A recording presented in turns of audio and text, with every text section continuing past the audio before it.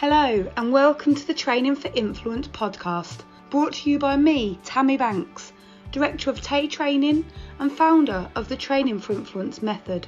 But it's not just me who you'll be hearing from. I'll be joined by a selection of our expert facilitators, as well as sector colleagues and fellow organisations, all in an effort to provide important learnings for key workers, people on the front line who are new, potentially inexperienced, volunteering, possibly agency workers, or perhaps returning to work, previously retired professionals. This podcast is not a replacement for training.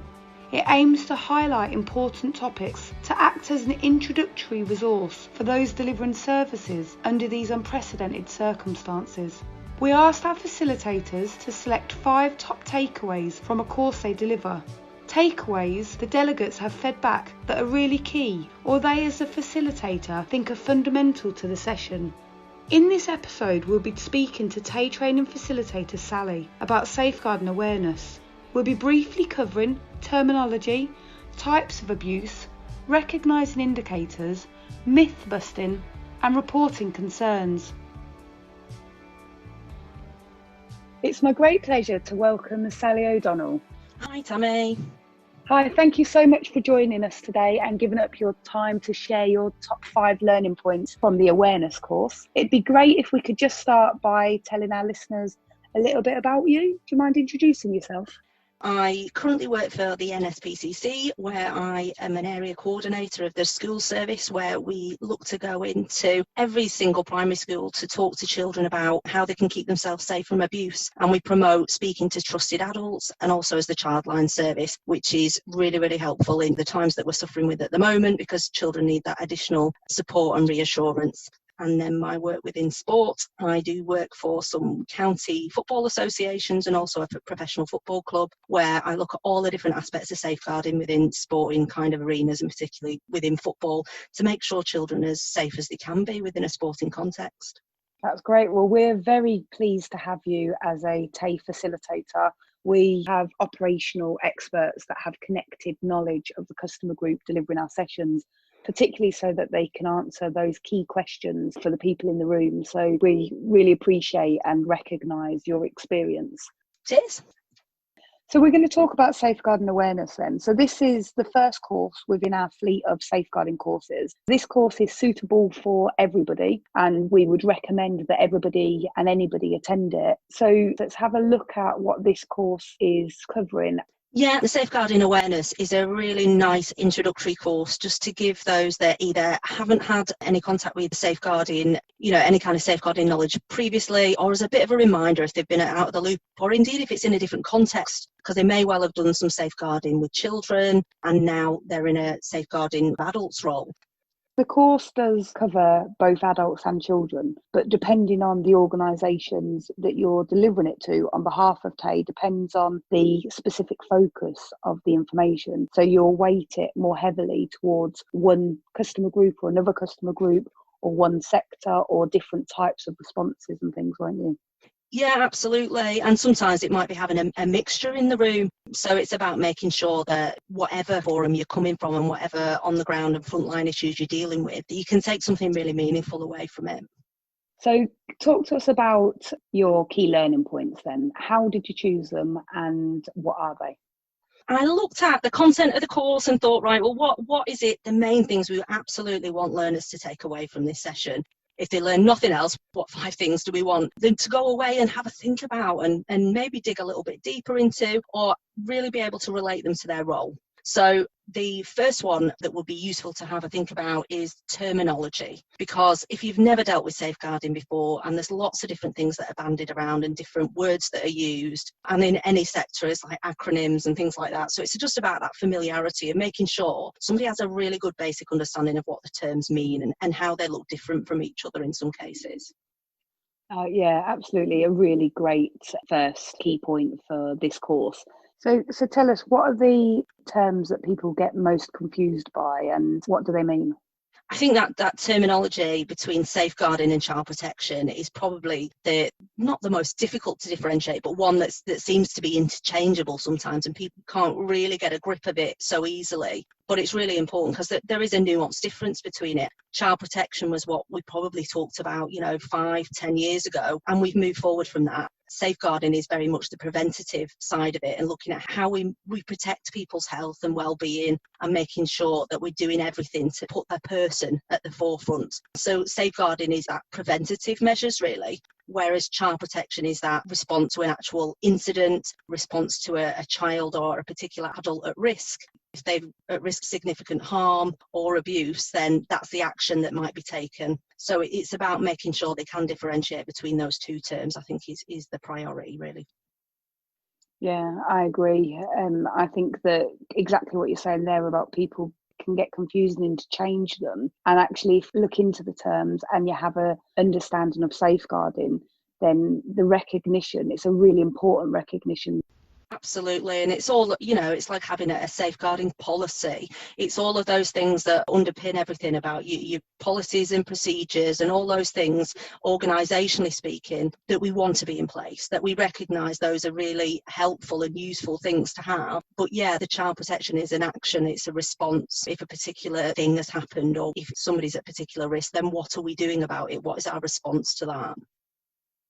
If I put you right on the spot then, Sally, and say, give me a brief definition of safeguarding that is understandable, what are you going to come back with? Well, I'll use our official one, Tammy, because, you prepared earlier. Of course. Well done.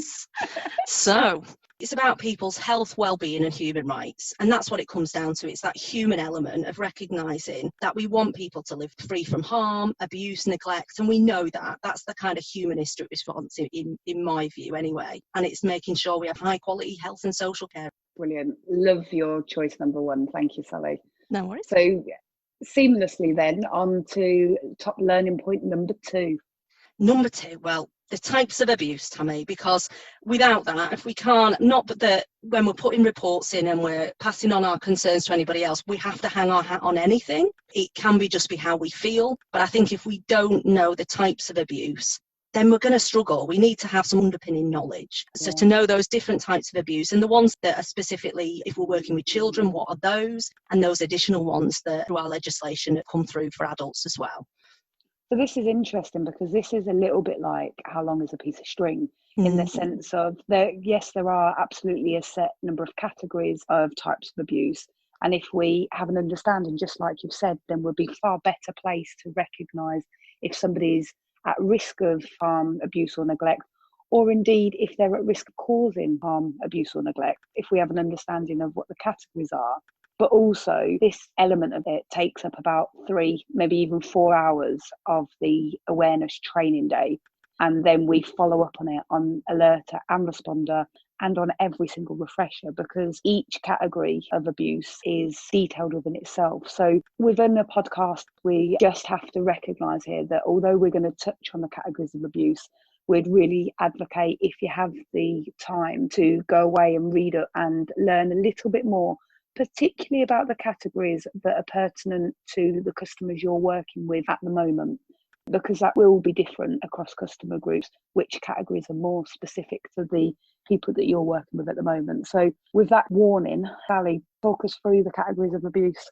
The specific ones that have been identified for children, we're looking at emotional abuse, which is really interesting because it cuts across absolutely everything. I think having an awareness of the impact of emotional abuse is so important, because you can't fail to be impacted emotionally if you're suffering from any of the other types of abuse. So to me, the emotional end of things is really hard to quantify in itself, but goes across every type of maltreatment of a human being, because it's at our emotional core that we get affected. So for me, that's a really important one. Then we look at physical abuse, which speaks for itself. When I talk to the kids in school, we talk about being hurt on the outside, and I think that just says everything it needs to do for me, because we talk about the emotional being anything that hurts on the inside. And I think as basic as that, without being patronising, it's just about thinking about, right, where is the hurt? Where is the damage? And then neglect being that omission, rather than a lot of the other types of abuse we talk about are an action. something being done unto somebody else. Neglect being that omission, really, of that basic level of care that human beings need. I think it's so important to recognise that can look different for different people, but basically we need a roof over our head, we need food, we need warmth, we need to be loved, and we need to feel connected. And without those basic needs, and that's for adults and for children, then that can be extremely difficult for people to thrive and for children to thrive. And then we look at sexual abuse as well, which is, unfortunately, we're becoming much more aware of it. It seems to be much more in our consciousness in recent years, which makes us think that it's more prevalent. Whether it is or it isn't, it is one to be discussed, really. But I think certainly extremely damaging, any type of abuse, really. But yeah, so the ones for children: emotional abuse, physical abuse, neglect and sexual abuse. And then we go on to look and explore the adults at risk, and we look at themes about financial abuse. So it's about who's got access to somebody's money, and are they doing that in an appropriate manner? Because sometimes it can be a fantastic help, isn't it, for somebody who's struggling with one thing or another. But if that's used to their detriment and they're being used and abused in that way for their finances, then that can be extremely impactful on lots of levels, not just to their financial detriment. Again, it's about that emotional impact, because they might be really, really reliant on that person. But we talk about exploitation, we talk about organisational abuse, because we hear some really shocking stories from different organisations that just don't have the things in place to safeguard and essentially look after and care for those that are in their care. And we see some shocking, and we use one particular kind of case study of a care home, people with learning disabilities, from a documentary that was made about it. And it's just quite shocking to see about some of the things that happen, sadly, to those within an organisational setting. We talk about self-neglect. So it's not just about neglect happening to a person, it's about them doing it to themselves, and exploring the reasons behind that, because they can be varied. Modern slavery and the themes that go along with that. So people that are put into servitude of one sort or another, and again, there can be numerous different reasons for that. Discrimination is key. It's about recognising those groups that can be discriminated against and making sure we can eradicate that. And then one that I think deserves some exploration really is about domestic abuse, because as we know, that can be so impactful, either for the person that's a victim, if you like, that person suffering with abuse, but also anybody in the house that is witnessing that, because we realise that even children and young people having sight of domestic abuse within their household can have wide-ranging implications for them, and that can be a real issue. Absolutely. So you can understand, as you've gone through those categories, our listeners here, you can understand why exploring these categories of abuse takes so much time on the training course. So we are very aware that Sally has just given you quite a fantastic, but a whistle-stop tour of some of the categories of abuse. Please do have a think about, or talk to your colleagues or your line manager about actually which ones are more prevalent and pertinent at the moment within whichever role you're undertaking. And if you can, do a little bit more digging and a little bit more learning about those categories, because there is so much to uncover within each of them and so much to learn and understand. That being said, Sally, I'm taking a wild guess that I know what your number 3 learning point is, because it follows directly on the course from these categories of abuse and is really, really important. So tell me what your 3rd is, and let me see whether I was right.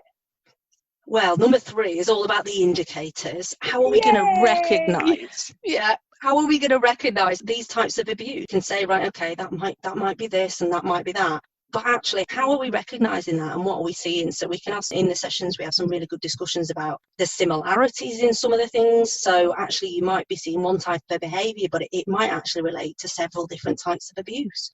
I think this is really key. We introduce the categories of abuse, but then it is about looking specifically at those indicators. So people at the moment, key workers, frontline workers, volunteers, you are the people who will absolutely see those indicators.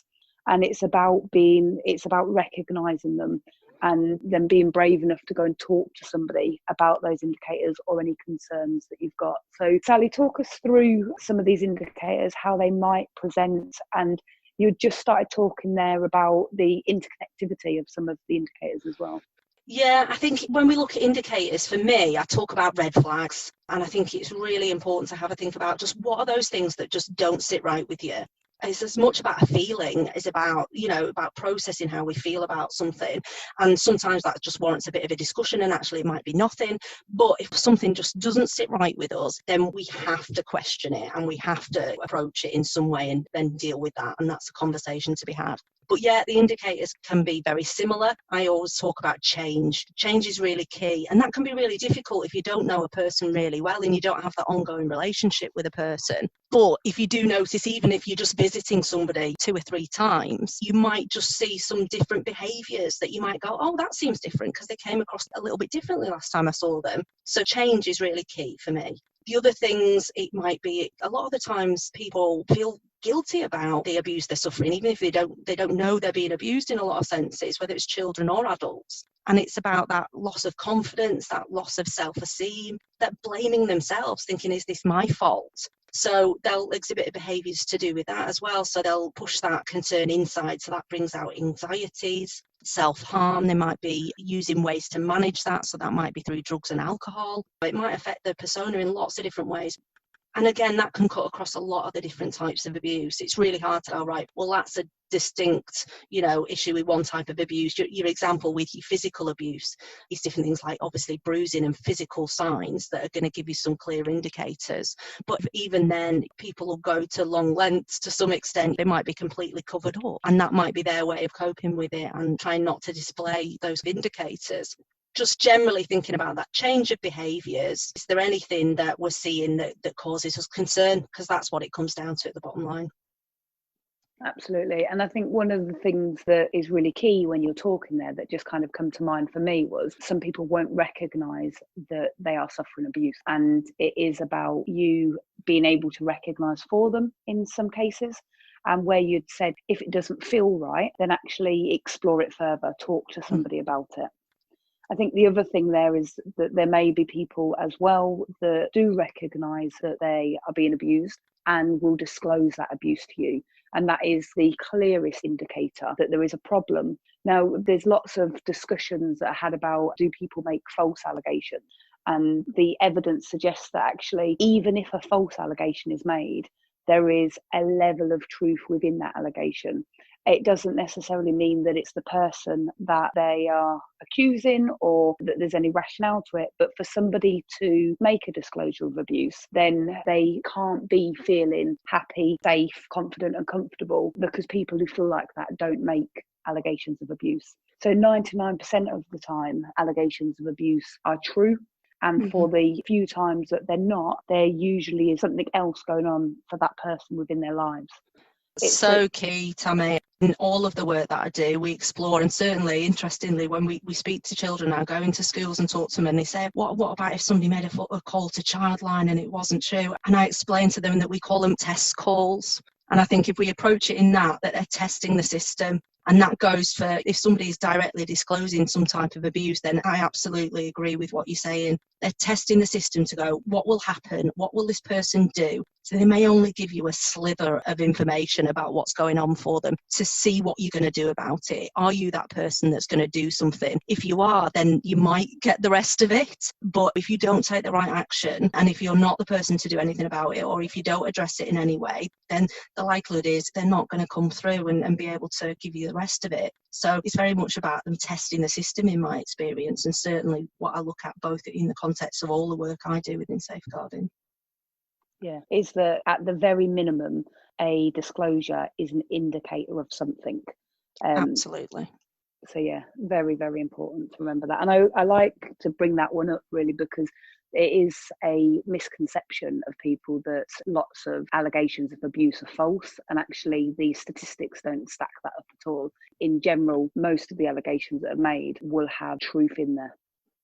Yeah, absolutely, I agree. Brilliant. So what number are we on now then?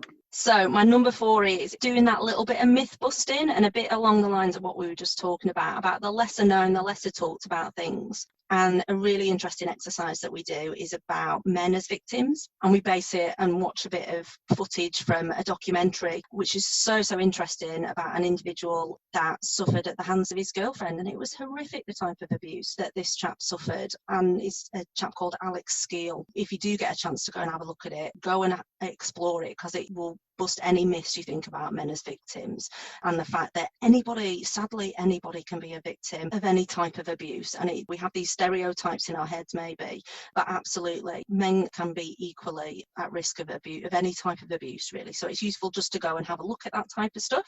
We talk about other things like terms that have kind of come in the last few years, which are really interesting. We touch on what we call county lines. So it's about that use of mainly, sadly, young people being moved from one place to another, potentially to commit criminal offences, basically. Cuckooing, which I like to talk about because it takes me back to my kind of housing background, about the abuse on those within a housing context really, and people occupying other people's houses for usually nefarious means of one sort or another, whether it's to stash things in that property, whether it's to sell drugs from that property potentially. But it's about that, again, that misuse of trust really that's been placed in the person that occupies that property.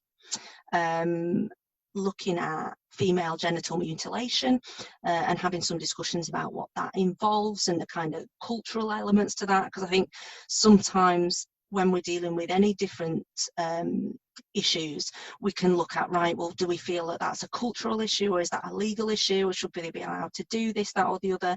And it's about actually it's abuse, and if it's happening and we know somebody, it could be termed as physical abuse, so it's not okay and we need to do something about it.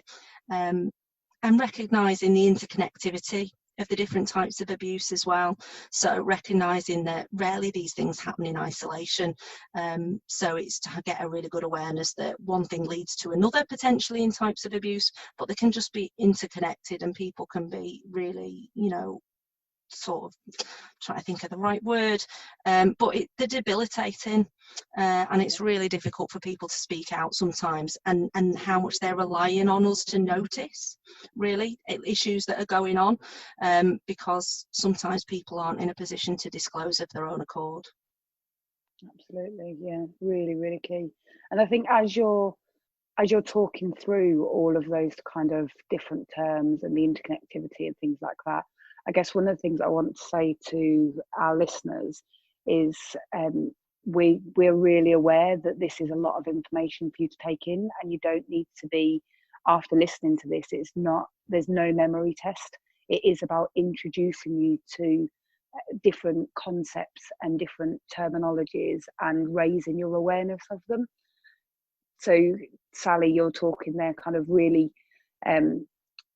fluently about the different types of abuse and examples from, and used FGM as an example, and you talked about cuckooing and county lines and things like that.